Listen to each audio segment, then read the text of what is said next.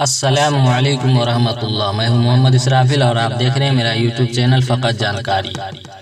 پیارے ناظرین، کربلا کے حادثے کے سلسلے میں لوگوں کے ذہن میں ایک عام تصور یہ ہے کہ یہ حادثہ یزید کی مرضی سے پیش آیا اور اس کا کلیجہ اس کی خبر سے ٹھنڈا ہوا۔ ایک اور تصور بھی اس قصے میں اتنا ہی عام ہے کہ یزید سخت فاجر و فاسق قسم کا انسان تھا، اور یہی ایک بڑی بنیادی بات تھی کہ حضرت حسین رضی اللہ عنہ اور ان کے دوسرے ہم خیال اس کی خلافت تسلیم کرنے کو تیار نہ تھے۔ ہمیں اپنے مطالعے میں اس کی کوئی ادنیٰ شہادت نہیں مل سکی کہ ایسی کوئی بات تھی جو اختلاف کی بنیاد بنی۔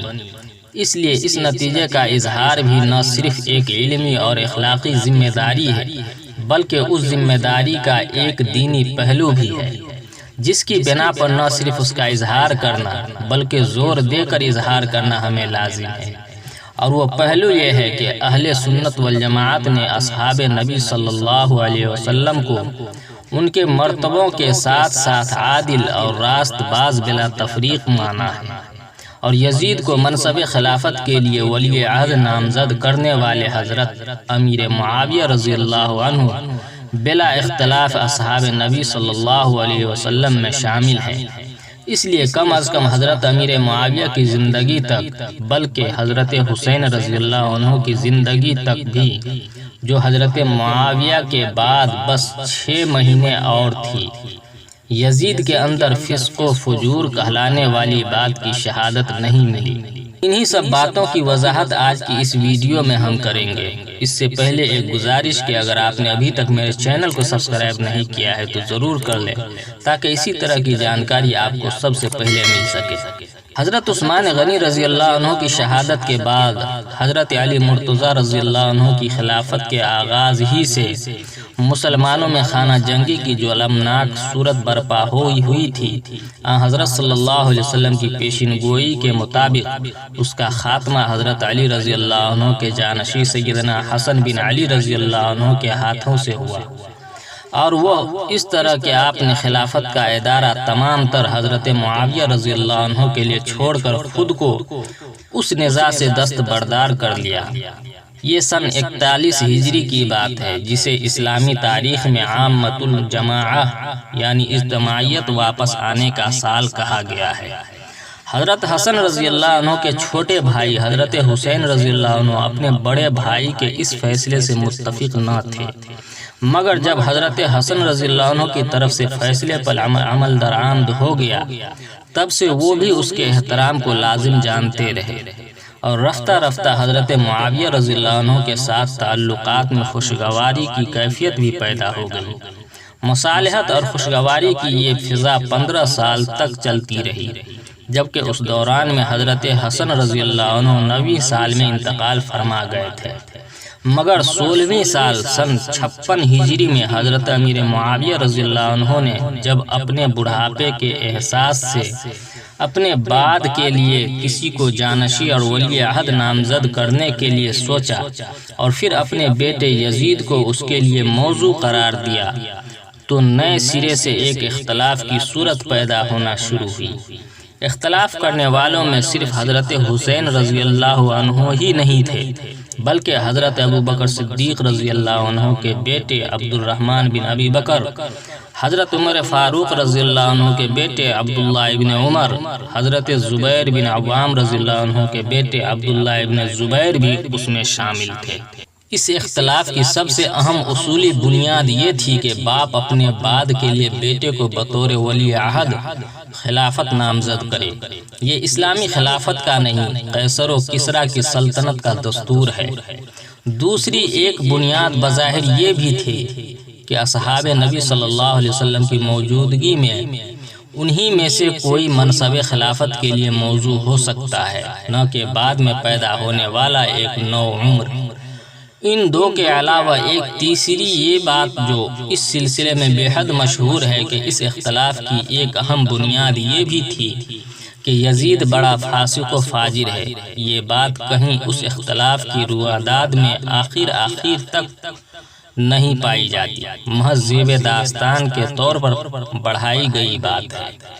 حقیقت سے اس کا کوئی تعلق نہیں۔ حضرت امیر معاویہ رضی اللہ عنہ کا نقطۂ نظر ان حضرات کے بالمقابل بظاہر یہ تھا کہ خلافت کے سلسلے میں سب سے زیادہ قابل لحاظ چیز مضبوط انتظامی اہلیت اور گرفت ہے، اور اس معیار کو پیش نظر رکھتے ہوئے وہ یزید ہی کی خلافت کی شکل میں امید کرتے تھے کہ ادارہ خلافت مضبوط رہے گا اور وہ افراتفری نہیں پھیلے گی جو حضرت عثمان رضی اللہ عنہ کے بعد پیدا ہو گئی تھی۔ مورخین نے اگرچہ یہ خیال بھی ظاہر کیا ہے کہ حضرت معاویہ رضی اللہ عنہ کے اس فیصلے میں محبت پیدری کا بھی دخل تھا، مگر خود انہوں نے اس طرح کے کسی محرک سے اپنی برات کا اظہار کیا ہے۔ یہی اختلاف تھا جس سے واقع کربلا کی داغ بیل پڑی، اور یہ خاص کر اہل کوفہ تھے جنہوں نے اس اختلاف کا سلسلہ کربلا کے میدان سے ملا دینے میں پورا کردار ادا کیا۔ کوفہ چونکہ حضرت علی رضی اللہ عنہ کا دارالخلافت رہا تھا، اس لیے قدرتی طور پر حضرت حسین رضی اللہ عنہ سے قریبی تعلق رکھنے والے لوگ وہاں پائے جاتے تھے۔ اس کے علاوہ یہاں کے لوگوں کی ایک مستقل خصوصیت شوریدہ سری اور طلبون مزاجی اور حکمرانوں سے چپ قلش بھی تھی۔ اس کی بنا پر ان مذکورہ بالا 15 سالوں میں بھی لازماً وہاں ایک بڑا حلقہ ایسے لوگوں کا ہو جانا چاہیے تھا جو حضرت امیر معاویہ رضی اللہ عنہ کے خلاف کوئی بڑا محاذ قائم ہو جانے کا خواہش مند ہو۔ مزید برآں عبداللہ ابن سبا یہودی منافق کی ریشہ دوانیوں نے حضرت عثمان رضی اللہ عنہ کی خلافت کے دور ہی سے وہاں ایک ایسا کالم پیدا کر دیا تھا جسے مرکز خلافت سے محاذ آرائی ہی میں اسلام کی خدمت نظر آتی تھی۔ ان متعدد عوامل کے تحت کچھ لوگوں نے اولاً تو حضرت حسن رضی اللہ عنہ کی وفات کے فوراً بعد ہی چاہا کہ حضرت حسین رضی اللہ عنہ کو از سر نو امیر معاویہ کے خلاف متحرک کر دیں، جس میں وہ ناکام رہے۔ اس کے بعد ولی عہدی کے مسئلے میں اختلاف پر ان لوگوں کی توقعات پھر زندہ ہوئی اور حضرت حسین رضی اللہ عنہ سے رابطہ کر کے چاہا کہ اس مسئلے پر آپ کو حضرت معاویہ رضی اللہ عنہ کے خلاف میدان میں اتار دیں، لیکن اللہ تعالیٰ نے اسلامی جمعیت کی حفاظت فرمائی اور ان کا یہ حربہ بھی کارگر نہیں ہو سکا۔ البتہ اس ضمن میں یہ بات ضرور سامنے آ گئی کہ اس ولی عہدی کے مسئلے نے حضرت حسین رضی اللہ عنہ کی سوچ کو بھی بہرحال اس راہ پر لگا دیا ہے، اور حضرت معاویہ رضی اللہ عنہ کے بعد ٹکراؤ کی صورت پیش آ جانے کے کافی امکانات ہیں۔ ولی عہدی کے مسئلے پر جو ایک روایت صحابی رسول حضرت مغیرہ بن شعبہ رضی اللہ عنہ کو ملزم ٹھہراتی ہوئی ملتی ہے کہ یزید کی ولی عہدی کی تجویز دراصل ان کے دماغ سے نکلی تھی اور صرف اپنا عہدہ یعنی کوفہ کی گورنری بچانے کے لیے انہوں نے یہ جانتے بوجھتے کہ اس کا انجام اسلامی جمعیت کے لیے تباہ کن ہو سکتا ہے یہ تجویز دی تھی۔ اس روایت کی جانچ کی جاتی ہے تو یہ ایک انتہائی محمل افسانے سے زیادہ کچھ نہیں نکلتی، جبکہ حضرت مغیرہ رضی اللہ عنہ خود قرآن پاک کی روح سے ایسے درجے کے فضائل والے صحابی ہیں کہ کوئی مضبوط روایت بھی ہو تو ان آیتوں کے مقابلے میں اس روایت کو دیوار سے مار دینے کے علاوہ کوئی چارہ نہ ہوگا۔ حضرت معاویہ رضی اللہ عنہ نے یزید کے ولی عہدی کے بارے میں مملکت کے ایک بڑے حلقے کا رسمی فارمول اعتماد حاصل کر کے اپنے فیصلے کو قطعیت کا درجہ دے دیا، مگر اس اعتماد کے ووٹ میں مکے اور مدینے کی کمی رہی۔ تب آپ نے وہاں کا ایک سفر کیا تاکہ اس کمی کو، خاص کر مدینہ منورہ کے اعتماد کی کمی کو دور کیا جا سکے، جس کی نمائندگی عبد الرحمن بن ابی بکر، عبداللہ ابن عمر اور عبداللہ ابن زبیر اور حسن بن علی رضوان اللہ علیہم اجمعین کی طرف سے مخالفت کی شکل میں ہو رہی تھی۔ ایک طرف تو یہ سبھی حضرات اپنے موقف پر قائم رہے اور دوسری طرف حضرت معاویہ رضی اللہ عنہ بھی اس نتیجے پر پہنچ گئے کہ یہ اختلاف ختم نہیں ہو سکے گا اور یزید کو اقتدار میں آنے پر اس مخالفت کا سامنا کرنا ہی ہوگا۔ چنانچہ انہوں نے اپنی موت کا وقت آنے پر ان حضرات کے سلسلے میں یزید کو مناسب وصیتیں بھی فرمائیں،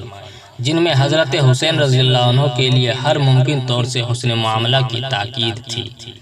ماخوذ از واقعہ کربلا اور اس کا پس منظر، صفحہ نمبر 281 تا 284، از حضرت مولانا عتیق الرحمن صاحب سنبھلی۔